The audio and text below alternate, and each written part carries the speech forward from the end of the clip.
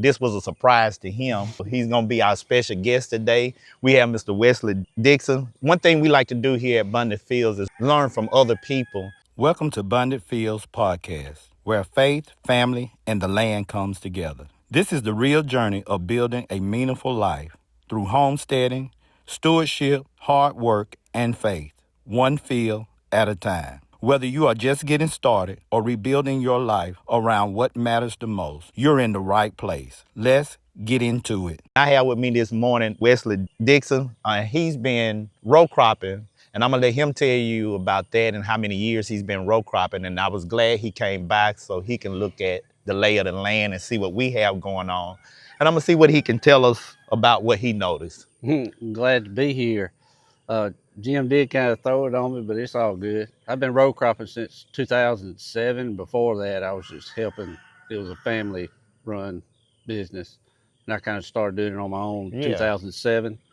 So we almost 20 years in, 19 Mm-hmm. years now, almost 20 years. So that's good. And I'm just starting with the homesteading deal.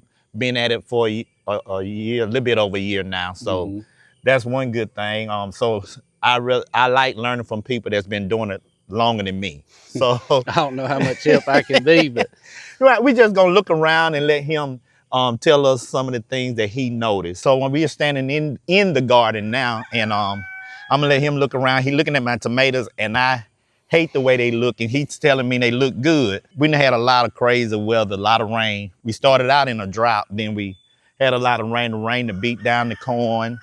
We hadn't been able to get out here and do the tomatoes like we desired. The grass about to take over. the kind of weather we've had this year, you can't get in the fields to do anything. That's right. That's right. So he was looking at the tomatoes. And tomatoes look good. Most of mine is already plowed under right now because they all died. Right. And we didn't even get no fruit set on them. Okay. Even though yours did fall over, you could still pull a lot of these and keep pulling. Right. And if you want some fall tomatoes, you can come back, whatever variety this is, and pull some of your suckers and put them in the ground right behind them. Really? And you'll get a new growth. Okay. So these right here are Rama. And I planted some early girls and some better boys. And I have to look and see which is which, but I know these are Ramas right here. And then of course I have different peppers on this bed right here. So I'm glad to hear that. I did pull a few ears of corn the other day when I got back from out of town with my job. And of course the rain done beat it down, but the corn it's good. It hadn't filled all the way out, but it's coming. I'm gonna try to get what I can out of it. Yeah. And you done good with it. Corn doesn't like to be just real long, straight rows or anything like that. It needs to be blocky. And that's kind of what I did. Yeah, that's kind of what I did. Bees love it. Don't get me wrong, but it is a wind pollinator. Right. It's got to be close to each other to get good germination and pollination. And that's what I had. That's what I researched and found out. And I kind of did. I did like, I have two beds right there, but it was like two rows in each bed, and it made it a block. So that's kind of what I did. And in my research, I did notice what they said when the tassels come out, and like you say, the wind and different stuff will blow down on the corn, and that's what germinated. Yeah, it looks good. Yeah. It looks like you still got some filling out to do, and you'll have a lot of corn out here in just a couple of days. Okay, good. I'm glad to hear that. Yeah, so you do corn as well? Yes. You do corn. Okay. Mostly now, all we concentrating on is watermelon, sweet corn, and purple peas. Okay. See, I didn't even get my peas in the ground yet. I don't know if it's too late or not, but I didn't put them in the ground when I was intending to. Well, all this crazy weather we've had, we had to replant our first batch twice due to flooding and things like that this year. It's been a crazy year. Every year's different, but that's right. And you can adjust to some, but you can't adjust to flooding. That's right. That's right. There's nothing to. You just take it on the chin and go on. This is gonna be my tool shed and feed shed. What I got some guys, they coming today, and what they gonna put some lean-tos on it for me. Because I won't be able to get everything I want in here. What I did, I got it set up. This is gonna be my feed area over here. This drum right here has pig feed in it. This other one has chicken feed in it. The red buckets would be chickens. white buckets would be pigs. This side, I'm gonna do a workbench, and I got a pegboard to go on the wall to hang all my tools on. And eventually I get some power put out here, and I'll be able to charge all my batteries and have everything ready to go and hanging on the wall. You got a good plan for it. It's gonna be a nice setup. And then storage up top of seasonal things that I know. I'm getting ready for rabbits. So once I get my we get our lean-tos up, I'm probably gonna add rabbits. Get into rabbits, you can start getting into a worm and worm teeth in. So this is our chickens, and I had them set up where I can move them around the property. We have this kind of netting right now, so I can move them around. And I move their carts. Me and my son, we built these, and I can just move it up. I need to move it up the length, like it's set where it is today, last night.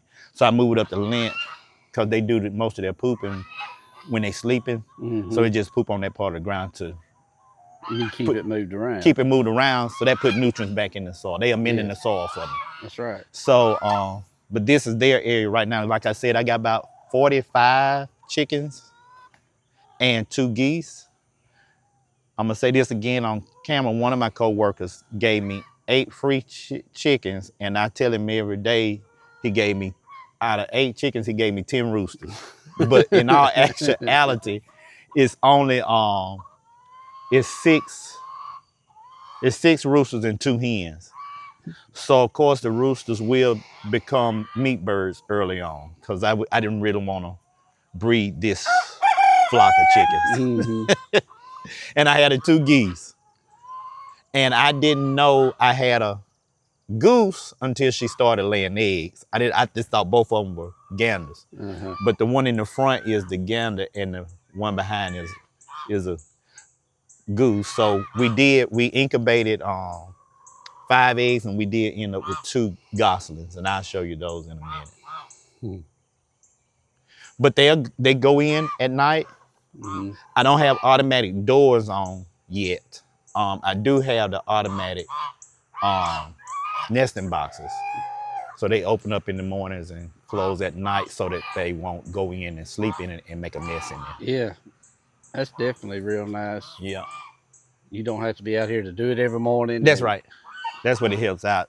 And my timing got off, so I have been coming out, but I got to get it straightened out. So hopefully I can work on it this week and get my timer set back straight on it. Looks good. I thought you just had a couple chickens. You got chickens running around everywhere. I do, and my son stay on me about it. It makes no sense for us to have all these chickens. They call it chicken figure. You start with 10, chicken math. Yeah, and before you know it, they everywhere. That's right. But I was the one that wasn't gonna do it, and then I just started with him and just fell in love with it. So this is what happened. And you can use them for weed control also. Yeah. You can make chicken runs to go in your gardens or in your homestead, and they'll keep it clean. And see, that's what I learned from him before we started, because I didn't realize that's what people did, use the chickens or use the livestock to help tend to the property. That's right. And so that's what I'm learning, and they do a good job. And so I just move them around. I planted grass down there for them in the winter. I moved them up here because I'm getting ready to put a hard fence up down here. Behind me this is what I'm planning for the, I'm gonna do a hard fence down here. I got a dozer man gonna come and clean my line down around the edges and stuff. Cause actually my property kind of go back in the woods, and I need every inch I can get. So he's gonna come in and clean it down, and then I'm gonna have some guys come in and put up a hard fence for me. And then this is where I have all the animals eventually. And I take this netting and separate inside the hard fence the paddocks that they'll move to every so often. I move them, and then when I move them out of a paddock, it should be 30 days before they come back to it. So you're gonna do rotational grazing? Rotational grazing, yeah. That'll work real good. You'll be able to keep several animals out here, Huh? especially you'll be able to keep several hogs and stuff like Yeah, that yeah, out here. yeah. That's what I want to do. I had two cooney pigs, and like I said, I came home one day the other week, and they were both dead. And It's I don't know if it was lightning or the heat. this weather's been terrible on all livestock. Yeah, Where I've got watermelon fields set up this year, it butts up to a big cow pasture, right. and one of the main bulls in that pasture right now is limping around, Yeah, and it's just right foot because all this wet weather. that's right. That's right. They can't keep their feet dry. I'm gonna ask you a couple questions. Did you notice any mistakes when you first pulled up? No, there's never a mistake. Okay, If you're successful all the time, you don't learn nothing. that's right. You don't learn nothing until you mess up. That's right. So, Sound good. and no, there's never a mistake really. Okay. As long as you learn it from it. But it looks good out here. Okay. It looks Okay. real good. What's the biggest challenge you see? This challenge here, Yeah. probably for here, will be water. But if you got somebody coming in to push, Yeah. he can cut you just some real minute ditch right there going to the woods. That's that right. problem be solved. Okay. Okay. Yes. He's So already going to be here to clean up the backside, that's right. and that won't be but one cut, and he'll have you a little ditch in there. That's right. That's right. You'll have dry ground. What would you leave alone? What would I leave alone? Because I'm gonna have to take all these trees down out here. Uh-huh. That's gonna be my pecan and nut orchard. Uh-huh. And so, but that's the plan for out there. Like I said, you can see a lot of rotten trees. Yes. So I'm going to have to, like I say, cut it and then get those trees out, and then I go back with pecans and some fruit trees out there. That'll be the orchard. Okay. But yeah, that's a tough question. What would you leave alone? I don't know. I don't Okay. know what I would leave alone. Okay. I can't answer that one. So like I said, I want to go to the no-till. Mm-hmm. Have you familiar with? Yes. Okay. What you think of that? And I'm gonna show you something else. Once you get going and no-till and get set up for it, it's great Okay. for certain applications. Yeah. I'm for it. But some instances, and some instances, it just doesn't work. Okay. Yeah. You have to give and take. In our area, you need to go, if you're going to do no-till, you can do no-till for maybe 2-3 years. Mm-hmm. Then you're going to wind up running a ripper through or something to get rid of bad species, whatever, Okay. and then start over again. Okay. That's just what I've ran into, what little bit I've done it. Okay. And I'm sure I've done it wrong. Okay. Just like I said, learning is doing stuff wrong. Yeah. And I'm gonna show you something else with the garden because I was telling you I wanted to extend it. I'm gonna show you that, and then I ask you this question here. So what my plan is? This the garden. I need to make it bigger, 3/4 of an acre of garden space, and I hope I can get it that and I call it the animal kingdom down here. I hope I have enough space to do all of that over here without getting too far over into our yard. We want to try to keep our yard as clear as possible. If we can, I may take up a little bit on this side, but this is planning to come out this way and probably down this way. And then on the other side of these trees will be the animal kingdom. Mm-hmm. But I want to I might have to open this up so I can remove this tree and this tree. And then I have to have the space for my high tunnel 25 feet away from any trees. But I was thinking about coming around here and out with the garden, but I do have my whole yard slopes. Mm-hmm. So my thoughts were to build with the dozer guy, come in and do maybe 2 or 3 terraces here, just going and level it and then step down and level it. But I don't want retainer walls. I kind of want them to grade it down. Looks like you can put in 2 with the line. Just go around. Straight through here, then catch you another one right before you get down in the hole. Right. Right where your trees are right now. That's right. And have it turn up, and that should be plenty of watershed and keep erosion down. That's right. So that was one of the ideas I've been trying to think of, and I can set my beds up on each terrace like I want to. And each year, as those terraces get older, this slope, you'll start watching it, and over time, you'll realize, hey, this thing's about flat now. That's right. That's exactly right. They work. Yeah. So that's the plan. And so when I do the high tunnel, that square footage will be part of the whole garden square. I'll be able to count that as part of it. That's good. Yeah. So that's my plan. Sounds like you got a good plan. Got a real good start going on. Yeah.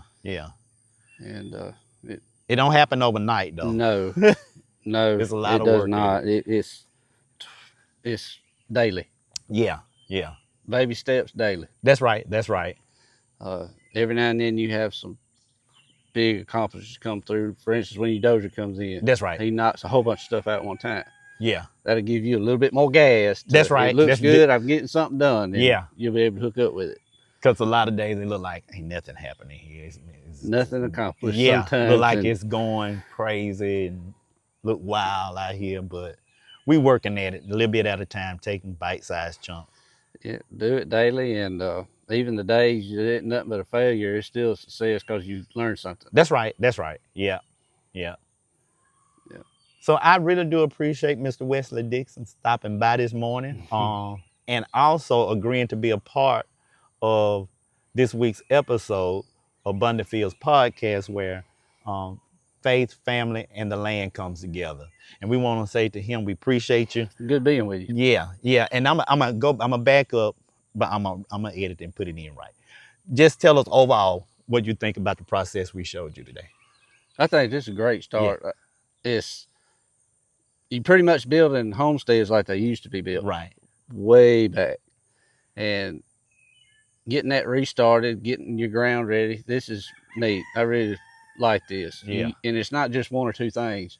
You've got chickens, hogs, things like that, and you're trying to incorporate everything in together. That's right. And you're trying to do it no-till. That's right. Silage tarps, things like that. It's really neat. And I'm anxious to see how it turns out. All right.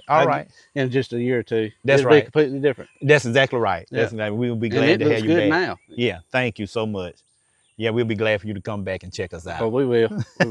All right, again, appreciate you. All right, man. Thanks for joining us on the Abundant Fields podcast. If today's episode encouraged you, be sure to subscribe, leave a review, and share it with a friend. Follow Abundant Fields across social media for more content on faith, family, and homesteading. Remember, we're not just growing food. We're growing faith, strengthening the family, and cultivating a legacy. Until next time, God bless and keep sowing seeds of faith.